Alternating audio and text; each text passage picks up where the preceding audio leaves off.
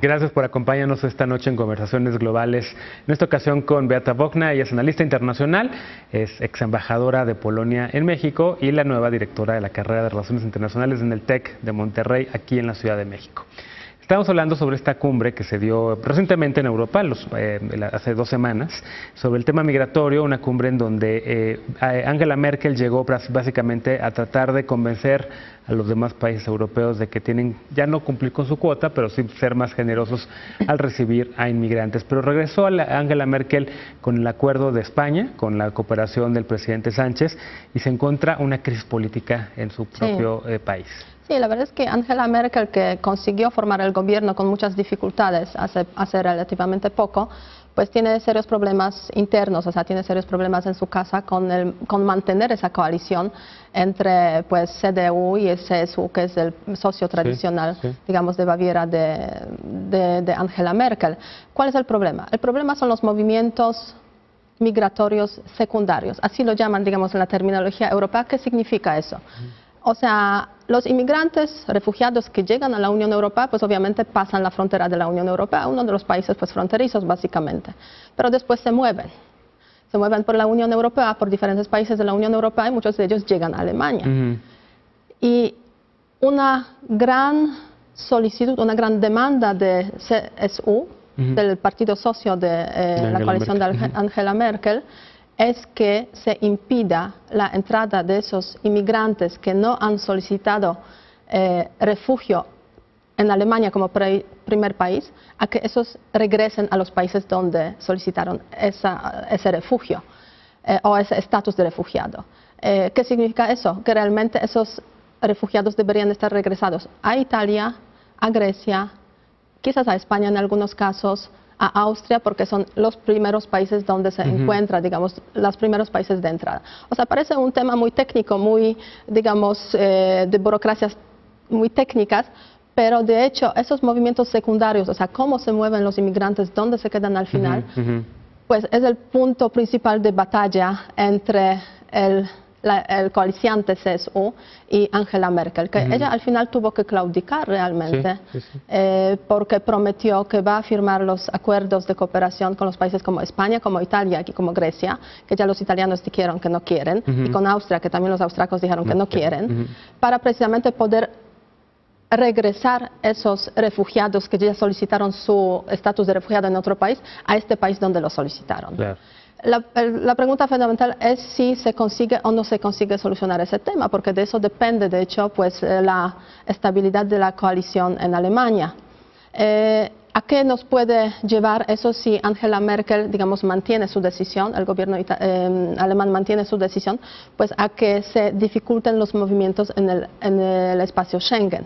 O sea, a que los países como Austria, Italia, como Grecia, pues, pero sobre todo Austria, Italia, cierren sus fronteras, digamos, externas y restablezcan sus controles, aunque sean controles temporales. Claro. Oye, estábamos hablando también hace rato sobre los casi 28, porque son realmente ya, es la última tal vez, o de las últimas reuniones en las que participa el Reino Unido, y a donde llegó también la primera ministra Theresa May a presentar su visión del Brexit. Son momentos difíciles para la Unión en Europa, y tú eres una defensora de la Unión Europea y eres una defensora de los valores que la Unión Europea pues esboza desde que empezó, ¿no?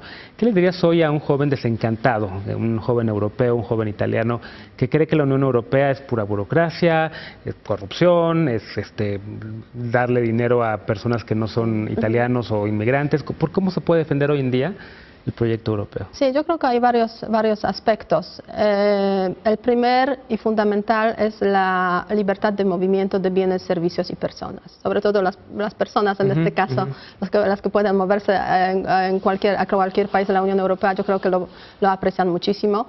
Y hoy en día en la Unión Europea nadie quisiera dejar esa libertad. O sea, nadie quisiera vivir en una Europa sin la libertad de movimiento de personas.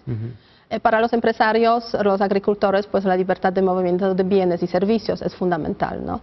Entonces, eso es un gran logro de la Unión Europea que debemos preservar y sobre el que se debe basar, a mi modo de ver, la argumentación sobre la defensa de la Unión Europea. Obviamente la Unión Europea es Es una construcción única, sui generis, una construcción difícil a veces de entenderlo, hasta los europeos no lo entendemos a veces muy bien cómo funciona y cómo son las instituciones, pero es la construcción que sí nos trajo muchos beneficios. O sea, había sido muy exitoso, el proyecto de integración más exitoso hasta que pasó lo que pasó con el Brexit. Sí, ¿no? sí, o sea, los británicos también, o sea, siempre han estado un poco como al margen de la Unión Europea y es una pena que han optado por salirse de la Unión Europea. O sea, es una gran pérdida para la integración europea en sí mismo, pero yo creo que también es una gran pérdida para Gran Bretaña porque están ahora en un shock. Porque se acerca el momento de la salida, 29 de marzo del año próximo, la Gran Bretaña ya se sale de la Unión Europea. Aún no están precisamente finalizados los acuerdos de salida y en este marco pues estamos en una fase a ver cómo se soluciona el tema de Irlanda del Norte, porque es la frontera, digamos, entre Irlanda e Irlanda del Norte, es el punto clave de ese acuerdo que se está negociando entre la Unión Europea y Gran Bretaña, y a partir de ahí, después, de forma paralela, se están desarrollando ciertos lineamientos para los acuerdos de futuro, cómo va a ser, si va a ser un acuerdo de libre comercio entre Unión Europea y Gran Bretaña, de otro tipo de acuerdo, etcétera, etcétera. Como tienen con algunos países europeos que no son parte de la Unión Europea, ¿no? Como con Suiza, por ejemplo. Sí, también Noruega, se podría considerar eso, pero la verdad es que los costos de tener un acuerdo así, con Suiza, con Noruega, los costos de tener un acuerdo así son muy grandes, costos económicos, y no se tiene permiso, o sea, no se tiene la voz ni el voto. O sea, se acepta simplemente ciertos acuerdos que toma la Unión Europea. Entonces parece que Gran Bretaña no está tan interesada en ese tipo de acuerdo. Se está hablando incluso que podría ser un acuerdo que está teniendo ahora con la Unión Europea, por ejemplo México, que es que va a tener actualizado acuerdo global. O por ejemplo entre la Unión Europea y Canadá. Entonces se están explorando como diferentes opciones, depende mucho realmente de lo que quiera Gran Bretaña y cómo quiera venderlo también a su electorado, ¿no? Porque o sea, no se puede tener en Polonia tener una galleta y comer esa galleta, o sea, uno u otro, o sea, no hay otra opción, la verdad. Claro. Oye, el tema también de la relación transatlántica con Estados Unidos y la OTAN. Recientemente escuchamos al presidente Donald Trump volver a decir que los europeos están eludiendo sus responsabilidades de seguridad, que no están pagando, que el NATO o la OTAN le cuesta demasiado a Estados Unidos, que ya es arcaica, casi que se quiere salir. ¿Cómo estás viendo la relación transatlántica con países que habían sido tan aliados y ahorita el gobierno polaco tiene muy buena relación con el presidente Trump? Sí, no te creas. Pero el resto de Europa ya no. No te creas, o sea, parecía cuando fue la cumbre de la OTAN, Trump empezó, parecía que íbamos a tener una buena relación, pero la verdad es que ni siquiera con los aliados más cercanos el presidente Trump tiene buena relación. Bueno, cuando viniste, que yo acababa de estar en Varsovia y fue la cumbre de la OTAN, era todo amor y paz contra Polonia. Pues cambió mucho, cambió mucho, ya no hay tan buena relación, pero digamos por varias razones, otros temas que aparecieron ahí, el tema judío, etcétera, ¿no? Pero como yo lo veo, o sea, dentro de poco va a haber una cumbre de la OTAN, nuevamente en Bruselas, alrededor de 10 o 11 de julio. Entonces ya el presidente Trump ya envió cartas, creo que a 20 y tantos miembros de la OTAN, pues quejándose de que deben hacer más esfuerzos para subir sus aportaciones a la digamos, a la defensa y a la OTAN en este sentido, pues que están eludiendo sus responsabilidades. Escribió también esa carta a Angela Merkel, al gobierno alemán, para demostrar que Alemania tampoco está, digamos, cumpliendo. O sea, yo diría que la relación transatlántica es fundamental para Europa.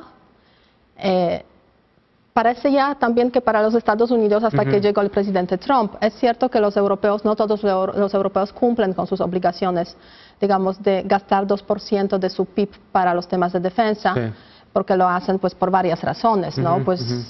Política de defensa no es la política más popular en muchos países europeos, ¿no? 2% es altísimo.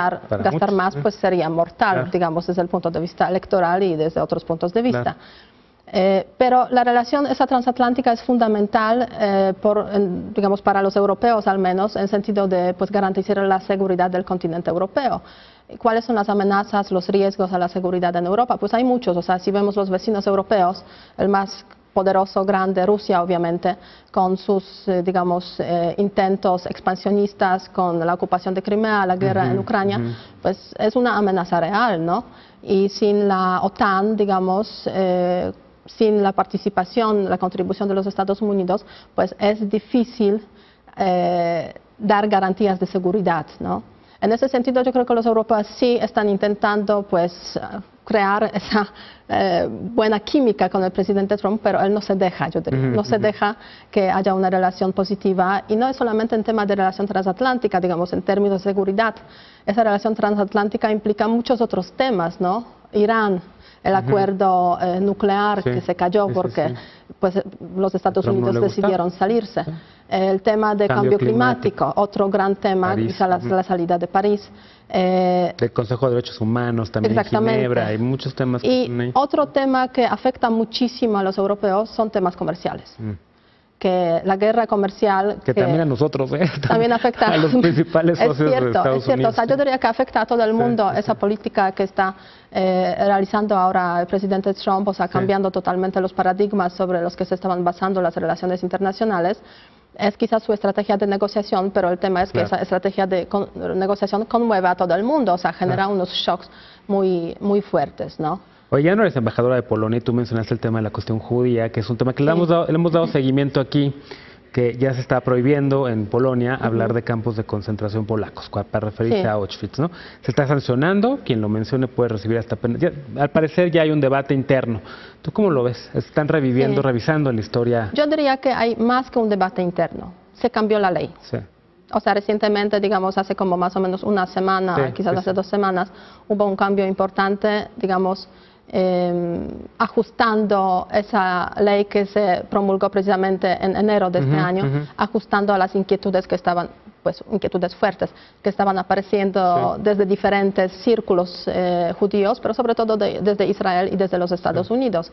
Hace poco hubo un encuentro del primer ministro polaco Mateusz Morawiecki y del primer ministro de Israel Netanyahu, donde pues firmaron una declaración conjunta en la cual pues Israel reconoce que no se puede hablar de Polonia como un país que promovía el holocausto y que no se puede hablar de campos de concentración polacos. O sea, la verdad es que se reconoce lo que queríamos que se reconociera. En ese sentido yo creo que es un gran avance y el tema ya está como más calmado, más tranquilo. Oye, nos tenemos que ir, pero ¿qué estás leyendo? ¿Qué recomendación le das a los... Últimamente estoy leyendo temas de gobierno corporativo. Estoy ampliando ese ámbito de mi, ¿sabes?, conocimiento y la verdad es que es un ámbito muy interesante y comercio internacional, que es otro ámbito, entonces tengo ahí varias lecturas, yo diría un poco aburridas, pero que sí me aportan, digamos, o sea, me rellenan este hueco que tenía yo por ahí. De ¿Novela nada, entonces historia? No, de novela de momento nada, imposible. Bueno, Beata, pues muchas gracias por acompañarnos esta noche en Foro Global, vente pronto para hablar de más temas. Muchísimas gracias. Gracias a ti por habernos acompañado esta noche en Foro Global. Soy Genaro Lozano, te invito para que continúes con la programación de Foro TV y por lo pronto muy buenas noches.